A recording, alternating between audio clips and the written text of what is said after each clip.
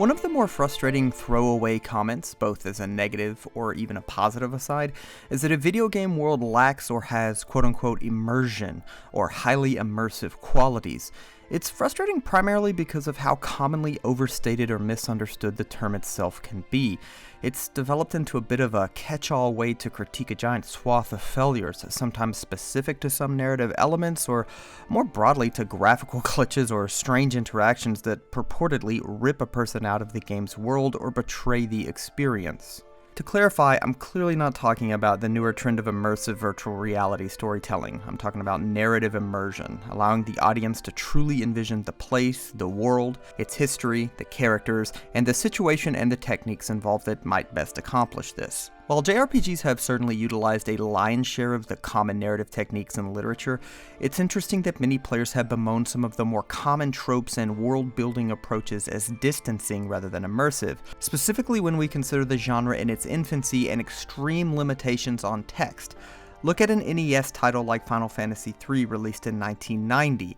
It had 21,000 total words, which is roughly equivalent to 40 single-spaced pages. Compare that to Final Fantasy VII, released 7 years later, having roughly 344,000 words. That's double the amount of words in the sci-fi classic Dune, and would be an almost 800-page novel.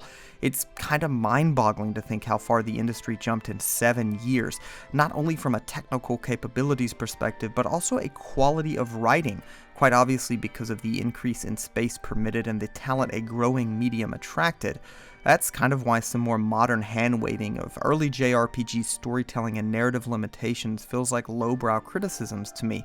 It seems adjacent to angrily bewailing a certain limitation from the early days of gaming while doing little to research the working condition and barriers in place.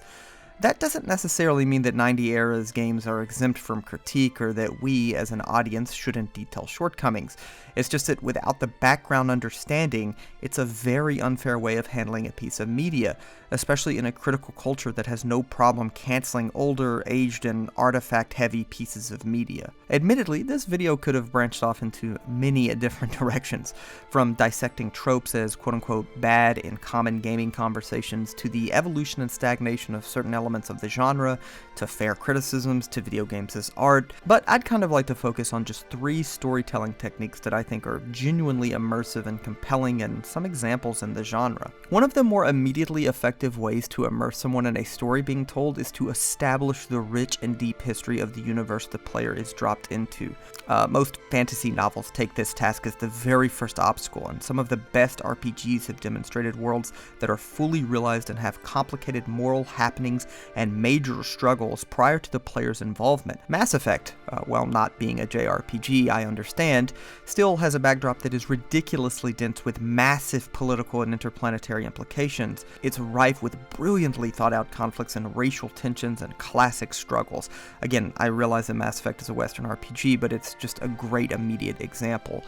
The first Grandia also does an excellent job of convincing you that things are happening and that things have been happening, that the world is in the middle of a struggle and that there is tension to be addressed. Not only that, but as I've stated many times, it is one of the more developed and real-world adjacent mythological systems in any video game. Terranigma is another game that comes to mind, though it accomplishes this feat by kind of deconstructing and working backwards to reveal the depth of the aspects being restored to its world. In Letter to His Friends, J.R.R. Tolkien talked a lot about how he viewed his own cosmogony and how and why he went about this task and the importance of this creation account. Not only did it significantly deepen his own literature, but that created a far more cohesive and competent universe.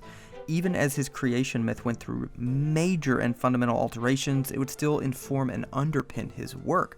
Some of the greatest stories and epics are against massive backdrops, and though JRPGs have to contend with unique problems of engagement and player empowerment, some of the most moving and convincing worlds I've experienced have been video games that dedicate time to convincing you of its world's activity prior to the game's start. And to be fair, most JRPGs do give this at least an inkling of screen time, but the games that dedicate more than just a 5-minute account of how things came to be, and instead let the past have its takes place in the present really hook me. It's worth noting, and this will be directly tied into my second point, that this is accomplished through a variety of ways. From early character interactions communicating tension, historian NPCs detailing the timeline of events, which then effectively contextualize the moment that the player's characters exist in that universe, active participation of the main character through flashbacks, or even as a distanced observer of some massive event. In any case, the masters of storytelling in JRPGs have variously utilized these techniques,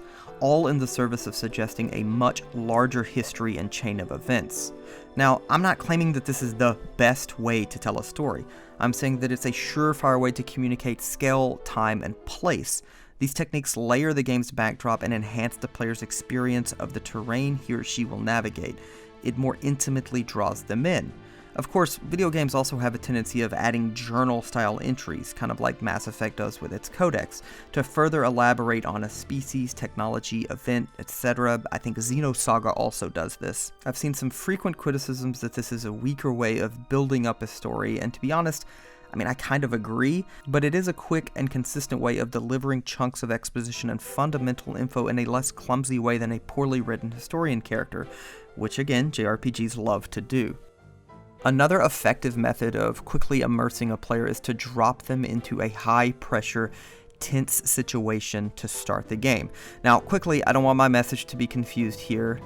This isn't the only way to introduce a story, again, obviously, in any form of media, but admittedly, it's one of my preferred ways of seizing the player's attention and throwing several complicated moral and philosophical dilemmas at the player while they are still making sense of and filling out the game and its conflicts.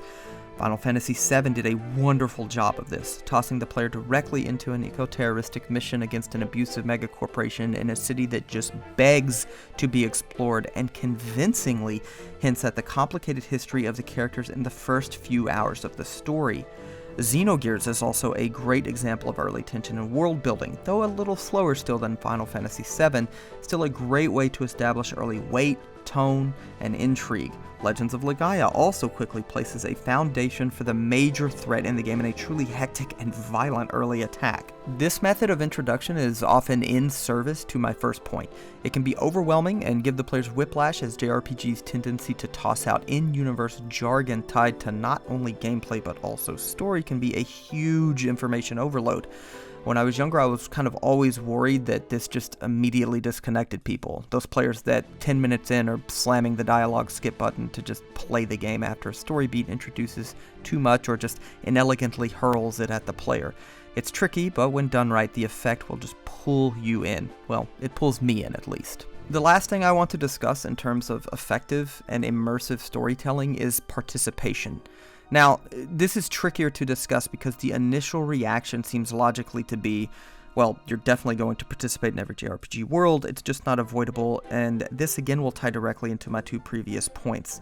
But my specific claim is that there are types of participation that are far more effective at communicating certain rules and states of the game and universe than others. Just dropping a player into a field to fight level 1 mounds of dirt is a smooth and uneventful introduction to core mechanics, but it does very little to convince the player that they are making any meaningful contribution or actually experiencing any conflict directly. A quick clarification, yet again, I know that different stories have different ways of pacing and unraveling events, and different tropes need main characters to start out as less involved in the primary conundrum than others. This is again my own preference and the way I think some of the more successful JRPGs have grabbed attention. This point could easily dovetail into tutorials and the clunkiness and detrimental effect to immersive properties some of them inflict. Again, I have to rely on Final Fantasy VII as a brilliant example of this. There's no terribly intrusive tutorial early on. Even the intro to Materia wasn't that long or clunky, I guess. It was less egregious than most of the tutorial segments in other JRPGs at least. And the player smoothly encounters a lot of elements crucial to Final Fantasy VII's universe. Central players, its aesthetic, mechanics, and some very smart foreshadowing. I know it seems contradictory and or wrong initially, because any early, more slow-paced, low-risk intro is still participation in a world. It's just doing very little to sell the world, at least early on, and convince the player of its uniqueness or intrigue them with its mysteries, which is very crucial for a genre that at minimum will demand 25 to 30 hours. So clearly, I place a ton of importance on the beginning of a game and how it elects to communicate the setting to the player in those crucial early moments. I definitely personally prefer a game that hits the ground running and is fast-paced, but that isn't to say that more slower-paced games can also achieve some of these things by quickly ending the thin veneer of tranquility the main character might be enjoying. I just find that when the time it takes to tell the story is completely lost track of and the technology used to communicate the narrative completely disappears, this is true immersion, a disconnection from real-world concerns and a deep emotional and mental attachment to the story being told. And personally, these methods often achieve this for me. This is clearly variable, as some minds might simply be overwhelmed by these approaches, but that is kind of the beauty of most JRPGs. They often combine all kinds of different storytelling approaches, and I am routinely impressed by how this genre, both old and new, experiments with and perfects ways of capturing the player's attention and immersing them in wildly complex and beautiful stories.